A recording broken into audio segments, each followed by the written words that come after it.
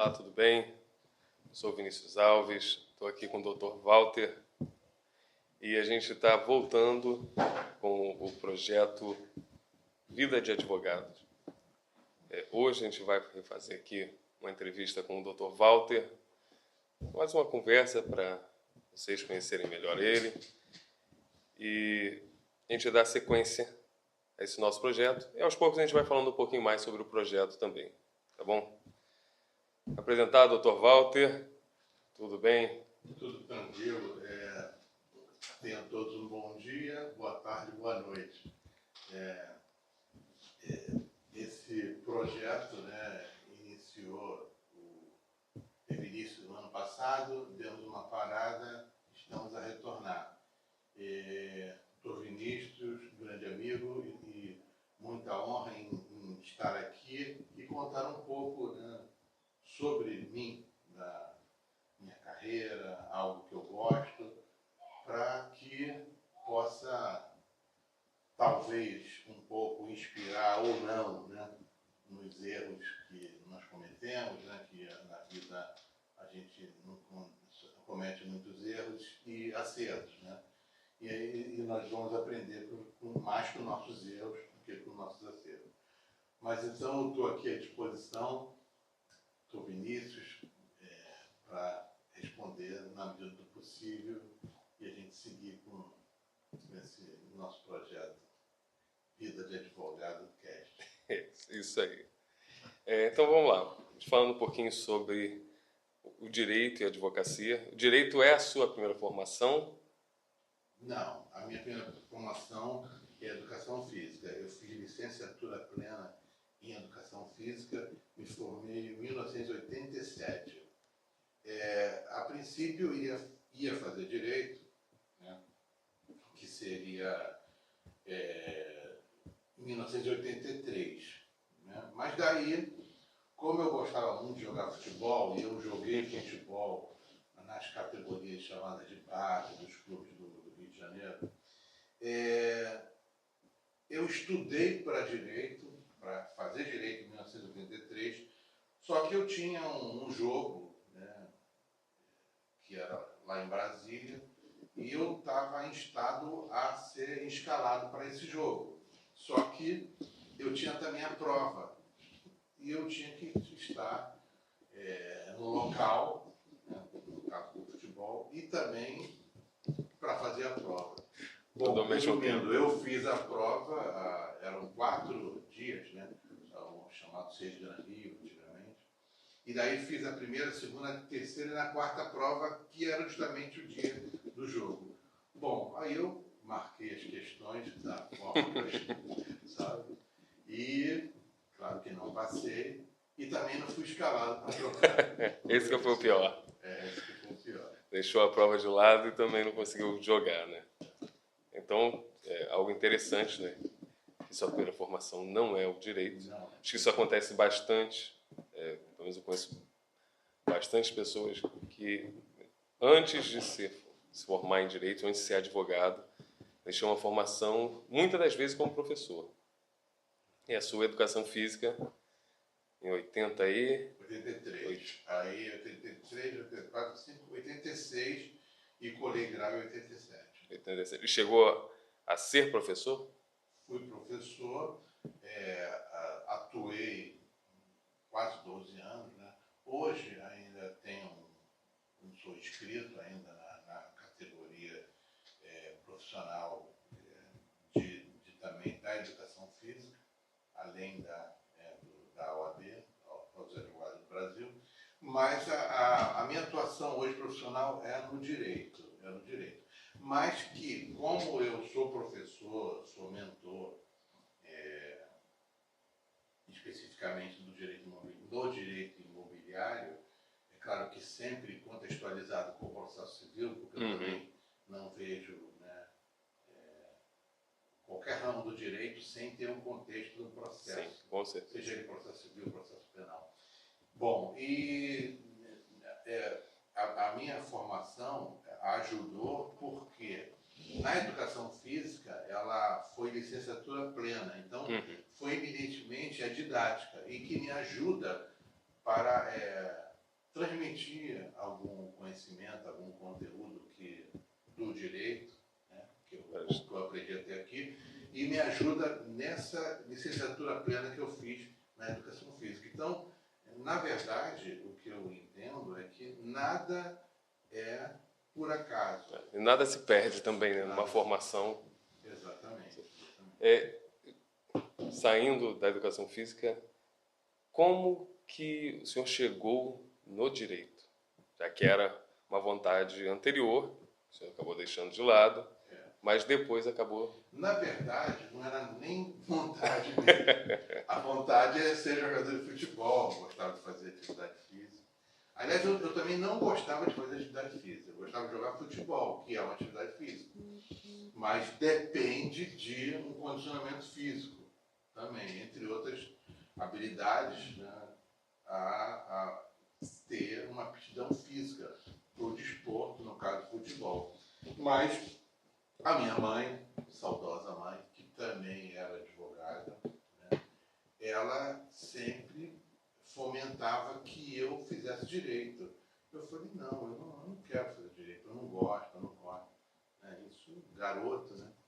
E, bom, não teve jeito, não adiantou me afastar, querer se afastar do direito, que eu depois me formei, entrei para a faculdade em 92 para 93 e me formei em 97. 97, em agosto de 1997. Então, já são mais de 27 anos. Né? Seriam mais de 37, mas são 27 anos. Mas o que te deu aquele start de, não, agora eu vou fazer direito? Olha, o que deu o start para eu fazer direito mesmo era que eu queria ter uma casa. Um apartamento, uma família. Né? Não que eu não conseguiria com a educação física.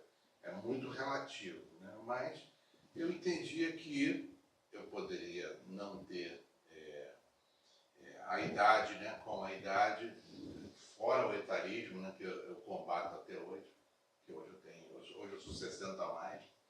Vocês nunca mais vão saber a minha idade, é 160, eu sou 60 a mais.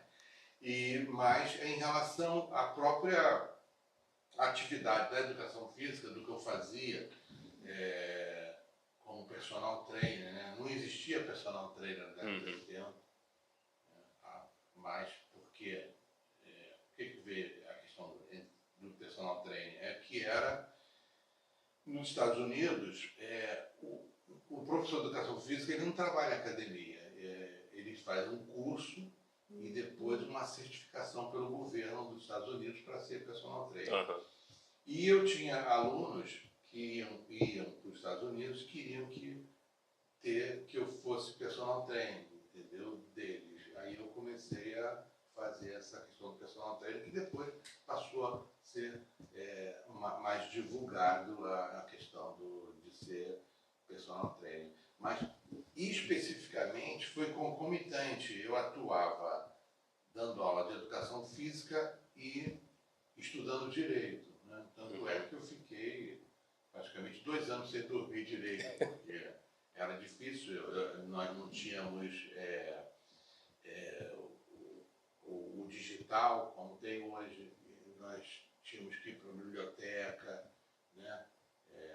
Porque não eram todos os livros que nós tínhamos acesso. A diferença do estudo, hoje em dia, é muito mais fácil, né? Muito mais simples.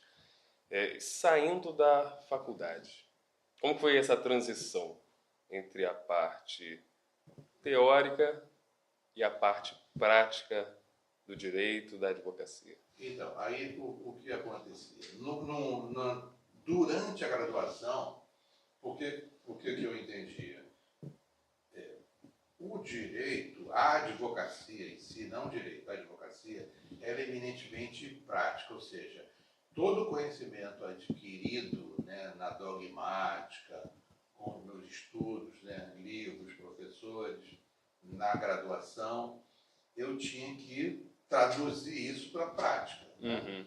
Vocês não podem esquecer que eu queria ter meu apartamento, minha casa. Então terei que ir para a prática. Aí desde o primeiro período eu fazia estágio, eu já fazia estágio em Direito. E quando foi mais ou menos no quinto período, sexto período, eu fiz estágio e nesse caso, na parte do direito imobiliário, direito das sucessões, e eu ajudava um colega, né, no caso hoje colega, para escrever, para ajudar ele no inventário, no inventário, na sucessão. E daí eu segui gostando de direito imobiliário. Eu tive direito imobiliário na faculdade, né? Estudei muito responsabilidade civil, que eu entendia que no direito imobiliário eu tinha que estudar também direito do consumidor, né? E o processo civil sempre, mas o processo civil em si eu comecei a contextualizar após a minha formação, após a graduação. Mas eu me dediquei muito a estudar a teoria geral do processo, foi o que me ajudou. Porque hoje dizem que é esquecida, né? A teoria do processo, geral do processo, ou teoria geral do processo civil. Eu comecei a estudar muito teoria geral do processo, e meu professor dizia assim, olha, eu sou professor, mas eu professo alguma coisa de teoria geral do processo. E eu não entendi aquela importância da teoria geral do processo, saber a diferença de demanda, ação, né? Diferença de processo, procedimento, que hoje nem tem mais, né? Os processualistas dizem que não existe mais procedimento e processo, é tudo uma coisa só, né? Antes o procedimento era a fase externa do processo, e o processo era o processo em si. E eu comecei a estudar a teoria geral do processo, isso, e contextualizar, é claro, na sequência, quando me formei, com o direito imobiliário, que eu sempre gostei e fiz estágio desde o primeiro período da minha... Eu já vivi ela mais na prática, já desde do primeiro período. Acho que isso é muito importante, principalmente para você pegar a vivência do direito. Muitas pessoas acabam sendo muito cru da faculdade porque não vivenciaram. Há uma diferença, há uma distância muito grande entre o curso de Direito e a advocacia. Seja a advocacia realmente como advogado, ou sejam as carreiras jurídicas como a Defensoria Pública, né, que é a advocacia pública, o Ministério Público. Há uma distância muito grande entre o que a gente aprende ali de forma teórica, embora exista até aula de prática, né, pelo menos quando eu me formei, existiam as aulas de prática, para o que realmente é aplicado aqui fora, pelos entendimentos, acho que tem uma diferença muito grande. Falando de teoria geral do processo, uma curiosidade que o professor de TGP foi o que me fez mudar de faculdade, porque foi horrível. Horrível. A experiência, né? Eu tive, na época, eu e alguns colegas fomos até reclamar, porque, infelizmente, as aulas eram muito ruins. Eu saí sem entender absolutamente nada. Consegui passar, mas as aulas eram muito ruins. Acabei trocando de faculdade, porque não só ele continuou como professor, ia ser de processo civil, como depois ele se transformou no coordenador. Aí eu falei, não ia ter nem para quem reclamar, porque seria ele mesmo. E aí a gente acabou trocando de faculdade. Mas, falando dessa transição, acho que muitas pessoas gostariam de perguntar, quando o senhor se formou, teve prova da ordem? Teve. Eu fiz a primeira prova da OAB. A primeira prova eu fiz em 1997. E assim, é claro que desde lá sempre foi difícil que passasse naquela prova. Eu passei na prova, poderia não ter passado também, eu acredito que não passou, não é por isso que a vida acabou. Não, acho que tem que continuar a passar na primeira, na quinta, na sétima, na décima. Né? Não é por isso que vai deixar. Porque se quiser realmente, você vai conseguir. Entendeu? Então,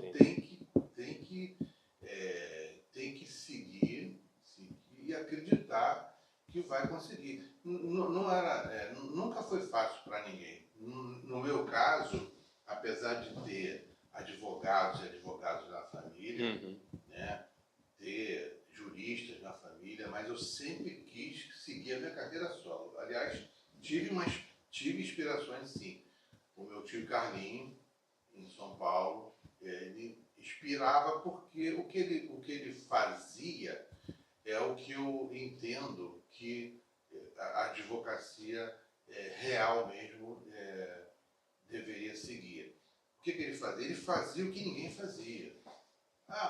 O que ninguém fazia. Né? Tem que procurar, hoje é nicho, né, para saber o que as pessoas, poucos fazem. Porque se todo mundo faz aquilo, é claro que não é concorrência, não é concorrência. Vou dar um exemplo. Uso capião pela via extrajudicial. Né? Eu não vejo muita gente fazer. Olha, nós temos quantos advogados? Acho que é 1.300.000, alguma coisa assim. Eu acho que tinha chegado a 2 milhões. Tá, 2 milhões. Existem mais de 40 bilhões de imóveis irregulares. Então, não há concorrência. Eu digo que é um nicho que eu estou seguindo para tentar ajudar, né? Me ajudar e ajudar as pessoas com essa questão da luta pelo extrajudicial. Agora, o que eu vejo é sim, nessa inspiração do meu tio Carlinhos, que é saudoso, né? Tio Carlinhos, é justamente isso. O que ele fazia? Ele procurava, por exemplo, tem lá um projeto de lei. Ele ia lá, estudava aquele projeto, entendeu? E ele vislumbrava algo que poderia acontecer lá na frente com aquele projeto de lei. Sim. Isso que ele fazia. E ele conseguiu prosperar, saiu do Rio de Janeiro, no subúrbio do Rio de Janeiro, e foi para São Paulo, né? Escritório no Morumbi. Aí ele seguiu. Então, não é o espelho, não vou também ser hipócrita, que seria, não é só, é porque o sujeito ganhou dinheiro. Não é isso. Não é só isso. Claro que não é só isso. É uma consequência. Acho que a gente trabalha para ter alguma condição de vida, a gente quer sempre. De vida, ter uma família. Acho que todo mundo. Então não tem como falar, Não. só faço isso porque eu quero ser bonzinho. Não existe. É isso que eu estou dizendo. Até porque a gente tem conta para pagar, tem filho. Exatamente, precisa. E esse é o grande problema também dessa advocacia artesanal, dessa advocacia não empresarial, uma advocacia que desse fomento de um escritório de advocacia, de manutenção do escritório, não é? Porque se fala muito no empreendedorismo, não é? E eu vejo que é claro que a advocacia é diferente, tem que ser diferente, não por ser melhor do que as outras profissões, não é isso que eu estou dizendo. Tem que ser diferente porque eu não posso fazer uma propaganda, eu posso fazer um conteúdo informativo, mas tem que ser dessa forma, senão tira todo o sentido da advocacia, principalmente no Brasil. Acho que um problema, o doutor trabalhou no Rio, hoje também trabalha aqui e lá, vai saber mais sobre as diferenças. Eu não trabalho no Rio, a vida toda eu moro aqui em Araruama, região dos Lagos, que é muito menor, até a forma de advogar, creio eu que seja bastante diferente. Aqui na nossa região, a maioria é generalista com uma área de destaque. Porque aqui a gente tem aquela ideia de... E essa ideia não é só dentro do direito. Essa ideia vem até dos próprios clientes, que a gente tem que entender um pouco de tudo, que a gente tem que pegar um pouco de tudo, enquanto existem muitas outras pessoas que defendem que a especialização é melhor. O seu posicionamento quanto a isso seria quanto mais melhor ou a especialização? Não, eu entendo, eu sou divergente, né? Eu divido em relação ao que se fala hoje, que o doutor, o que se fala hoje seria uma prateleira escritório, eu faço direito previdenciário, mas eu tenho na prateleira direito consumidor, eu tenho advogados associados no escritório que faz. Eu entendo que hoje eu ainda sou a favor de ter uma especialização, um nicho da pessoa, aos poucos, com o tempo, com o trabalho, ser vista. Por exemplo, Dr. Vinícius, quando fala em direito previdenciário, eu lembro do Dr. Vinícius. É isso aqui, mas com o trabalho não é só, também a questão das mídias, né, Instagram principalmente, conteúdos, mas aquela preocupação de falar de si é que é o grande problema, porque a mídia, a rede social, o Instagram, não é para isso. No caso do direito, do conteúdo do direito, e sim você falar do trabalho, mas de uma forma leve, que não seja só de você. Porque mostrando o seu trabalho, as pessoas vão passar a conhecer você profissionalmente naquele nicho de atuação. Por exemplo, as pessoas hoje falam muito do direito imobiliário, né, os campeões judicial. Não estou dizendo ainda que o voto é conhecido no Brasil para fazer o campeão judicial, nada disso, né? Estou dizendo que algumas pessoas já falaram assim: poxa, doutor, o senhor só faz os campeões judicial. E assim, aí vem o outro lado, porque se a pessoa se especializa num determinado ramo do direito, em um determinado nicho, é claro que para você estudar aos campeões judicial, você tem que estudar a Constituição da República, né, direito imobiliário, processo civil. Por quê? Até uma questão aqui, sem dialogar muito, quando a gente fala em ata notarial, a gente pensa, poxa, eu vou fazer os campeão pela via extrajudicial, poxa, que liberdade, que tranquilidade, eu não preciso do poder judiciário, eu não preciso provocar demissão, e eu posso fazer isso a nível extrajudicial. Aí eu faço uma ata notarial, pronto, eu tenho aquele título, né, aquela ata notarial, entrego para o meu cliente, pronto, resolveu, a propriedade dele está regularizada. Não é assim. Ali é praticamente o início. Então eu tenho que saber processo civil, eu tenho que estudar processo civil, porque ali eu tenho a causa de pedir daquele procedimento ali. Então eu tenho que fazer uma petição inicial com todos os requisitos do processo civil. Inclusive, a minha luta é que os tabeliões façam uma organização do procedimento, que seria como tem no processo civil, a organização do processo. E aí estabilizar o processo, né? De uma forma que o tabelião, no caso não é nem o tabelião, depois que faz a ata notarial, eu tenho o registrador, que é a atribuição no cartório do registro imobiliário, né? Eu tenho lá o registrador ou a registradora que vai fazer como se for um despacho, um despacho saneador, né? Aí é processo civil. Então eu não vou estudar só a luz campeão extrajudicial. As modalidades da luz campeão, especial, extraordinário, ordinário. Não é isso, né? Eu tenho que, é claro que se eu estudei, por exemplo, holding, eu vou ter que estudar o direito imobiliário, eu vou ter que estudar o processo civil, eu vou ter que estudar direito tributário. Né? Sim.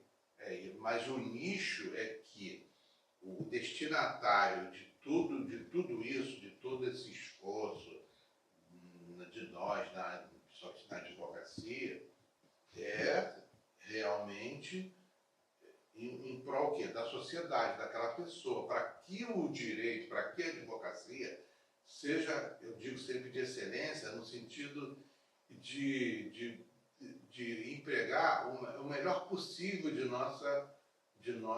nosso esforço profissional. É por isso. Eu sei que a gente não vai conseguir, durante a nossa jornada aqui na Terra, chegar à excelência, mas a gente tem que chegar ao próximo. Então eu vejo o que eu faço. Eu atuo, trabalho com a advocacia, tanto aqui na região dos lagos, né? Saquarema, Araruama, a questão dos nichos no caso da advocacia, no caso específico do exemplo que eu dei da ata notarial, que ali o procedimento da uso capião ele vai iniciar praticamente ali. Então eu tenho que estudar o processo civil, eu tenho que ter os requisitos de uma petição inicial naquele procedimento administrativo. E eu entendo que ainda nessa linha de raciocínio da pergunta do doutor em relação ao que eu acho de ser generalista ou mais nichado, eu acho que mais nichado. Eu acho que o esforço é maior, mas uma hora vai acontecer. Sim.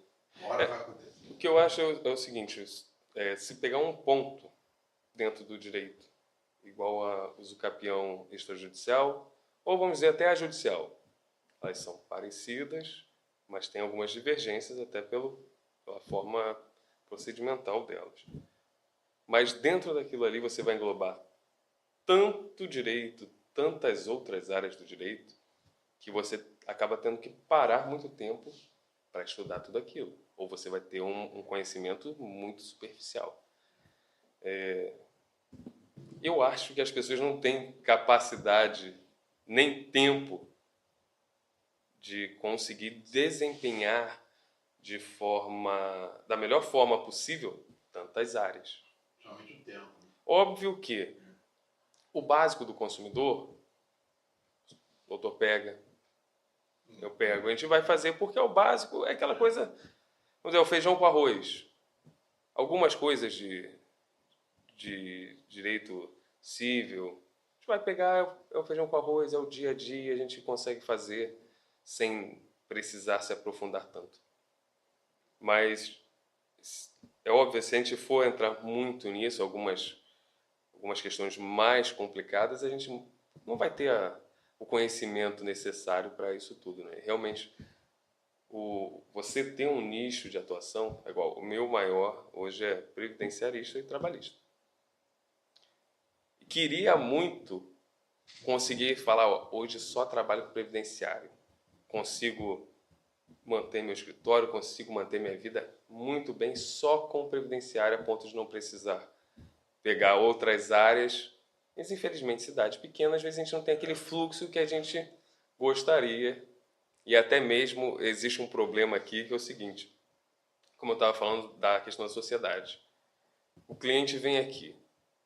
Doutor, queria fazer um processo trabalhista. Ou não, queria processar o banco.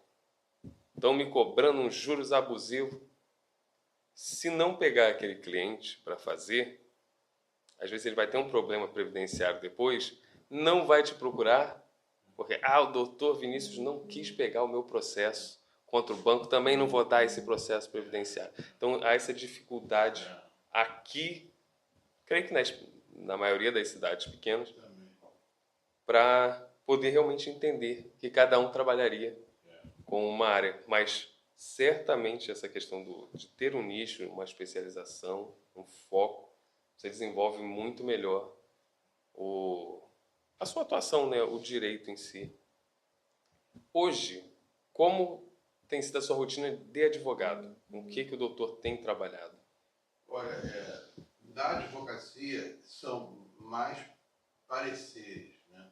Pareceres que eu faço em alguns processos ou uma consultoria antes que a pessoa provoque ou a jurisdição, no caso, pela via judicial ou extrajudicial, e também com o direito imobiliário, mais direito imobiliário e essa vertente da uso capião extrajudicial. Até já recebi críticas, a gente sempre pensa. Poxa, não, só existe o uso capião extrajudicial. As pessoas, isso acontece, né? Que as pessoas acham que, não, é só porque as pessoas acham também isso, é porque a uso capião extrajudicial era uma forma de aquisição ordinária da propriedade, assim como a rematação de imóveis. Ambas são forma de aquisição originária da propriedade. Eu costumo falar que nessa propriedade é como se fosse o nascimento, nasce o direito, ou seja, um neném nascendo, né? Então, a propriedade, o que tem atrás, por exemplo, penhora, as dívidas em relação a fiscais, município, Estado, né? Elas não prevalecem mais. Então, será na matrícula, não terá mais, se tiver matrícula, ou então se tiver transcrição, tem esse detalhe, né? Porque tem imóveis que não tem ainda a matrícula, porque até 1973 eram transcrições. De 73 para cá, com a lei de registros públicos, fala-se em matrícula. Isso é uma questão bem importante, né? Então as pessoas acham que não, vai procurar os campeões judicial para não pagar o imposto, porque não há transmissão inter vivos, como, por exemplo, na compra e venda, né, que teria a transmissão inter vivos e o tributo pago às prefeituras municipais, né? Mas não é por isso, porque até 2018 eu atuei muito com a arrematação de imóveis, né? Tanto é que hoje eu sou mentor e eu faço 3 mentorias, que é a arrematação de imóveis, uso capião extrajudicial e o direito imobiliário propriamente dito, né? Só que as 3 mentorias englobam o processo civil. Eu tento contextualizar essas 3 mentorias com o processo civil. Mas aí a questão do lado da mentoria. Do lado da questão de ser advogado, são os pareceres. E por que os pareceres? Porque eu acho que é necessário, primeiro, tentar resolver a dor do cliente. Por exemplo, o cliente chega ao escritório, o que ele vai falar? Ele vai a dor dele, o que aconteceu, o que ele quer, o que fizeram com ele, né? Ou um conflito, ou não seja um conflito ainda, possa ser um conflito, mas ele vai relatar. Então, o que é isso? A causa de pedido. Por isso é que, na minha opinião, o advogado seria o primeiro juiz, justamente em função de receber o cliente e o cliente passar toda aquela dor para o advogado. O advogado, com a capacidade postulatória, ele vai fazer um parecer. É um parecer, né?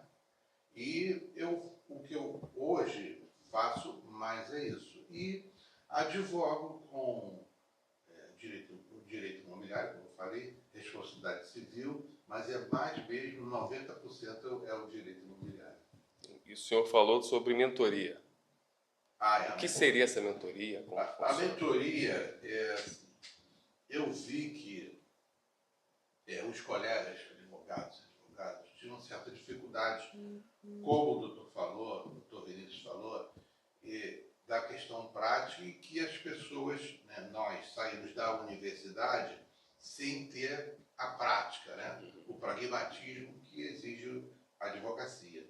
Então, pensando nisso, eu vi que não só aquele recém-formado, mas o advogado que também quer ouvir um outro colega, né, que, entre aspas, teria um pouco mais de experiência. O que não é sempre verdade, porque, na maioria das vezes, eu aprendo muito com o mentorado ou a mentorada. Eu aprendo, tem coisas que eu nunca vi, eu vou aprender. E é uma forma também do advogado não ficar solitário sozinho, para resolver aquela dor do cliente, né? Aí eu falei, vou fazer a mentoria. E a mentoria individual, por quê? Individual eu consigo tentar resolver melhor do que a mentoria em grupo. Na mentoria individual, eu digo que eu atendo até a meia-noite. Por quê? As pessoas às vezes, olha, eu estou com uma dúvida aqui, o doutor pode tentar resolver, eu vou pesquisar. Quer dizer, a mentoria ela é feita semanalmente, normalmente semanalmente, pode ser quinzenal, mas, de toda forma, a pessoa tem toda, entre aspas, essa estrutura, né, de me perguntar e eu vou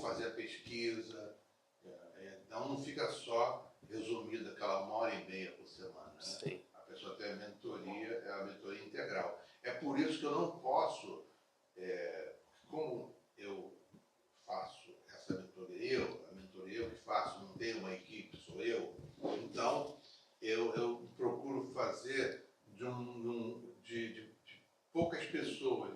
Infelizmente ainda não posso fazer com muitas pessoas, porque, como eu falei, nós falamos aqui, eu advogo e eu não posso me ocupar somente da mentoria. Eu tenho meus clientes, entendeu? E também tenho que produzir conteúdo no Instagram.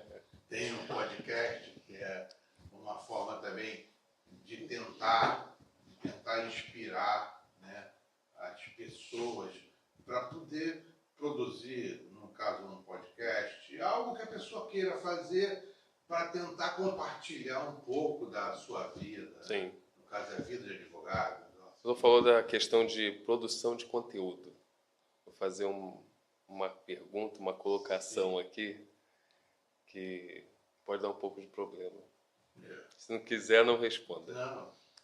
O que o doutor acha dos vídeos dos advogados, esses vídeos seguindo trend, dançando, ou então se demonstrando um pouco diferente do que normalmente a gente vê? Eu vejo um pouco em relação a, talvez, as faixas etárias, né?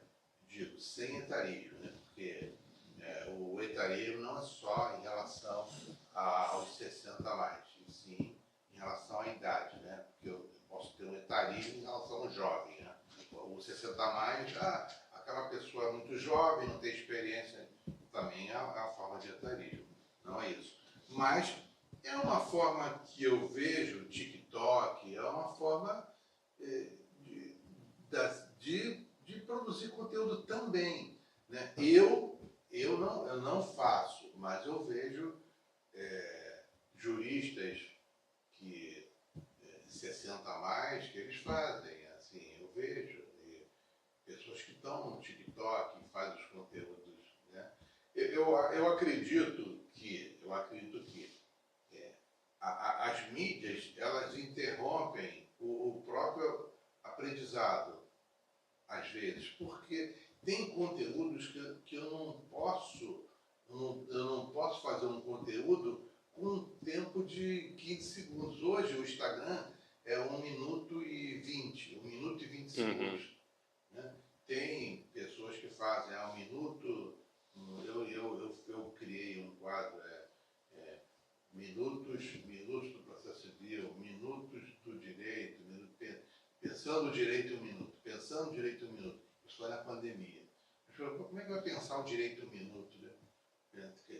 Mas não era em função de TikTok. Para produzir aquele conteúdo em 1 minuto, eu levava 3, 4 horas. É pior. É pior. Então, assim, eu não sei. E aquela mesma história, um exemplo que eu trouxe de inspiração do meu tio Carlinhos, se todo mundo faz aquilo, você vai fazer tudo aquilo. Lá. Eu vejo lá as pessoas colocarem, por exemplo, eu tenho um perfil e eu coloco lá as notícias do STJ, né, do TJ, aí eu vou e coloco o post que já foi produzido.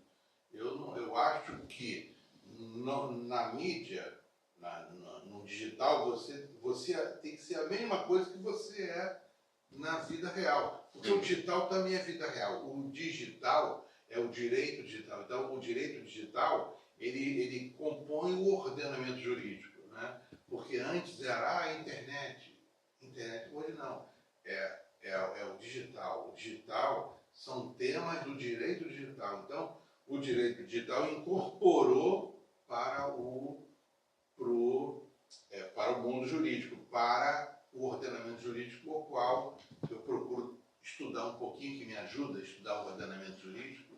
Também eu acredito que para vocês que pretendem seguir de uma forma melhor a carreira, atuar melhor com mais segurança, estudar o ordenamento jurídico, porque estudar os princípios, estudar as regras, para saber o que está acontecendo. Nós temos agora uma discussão no Supremo Tribunal Federal da questão das mídias, né, para saber se regrar. Olha, eu acredito que, pode ser que eu esteja enganado, como o nosso sistema é positivado, eu acredito que venham regras. Só que as regras, a tendência é que as pessoas violem. Então, se eu tenho os princípios, eu tenho que utilizar mais os princípios, que os princípios estão aí. Então, eu não sei se mais regras, mas como o nosso direito ele é eminentemente positivado, eu acredito que venham regras para positivar a questão das mídias. A questão, acho que até do positivar em si, às vezes é necessário aqui no Brasil. Eu, particularmente, acho que deveria ser desnecessário. Deveria. Não é muito por conta da forma do brasileiro agir, né? Uma crítica que eu tenho muito grande é de que tudo chega ao STF. Por quê? Tudo você consegue colocar de forma constitucional, seja através dos princípios, do que está ali na Constituição, então tudo consegue chegar. Mas porque a gente tem uma predisposição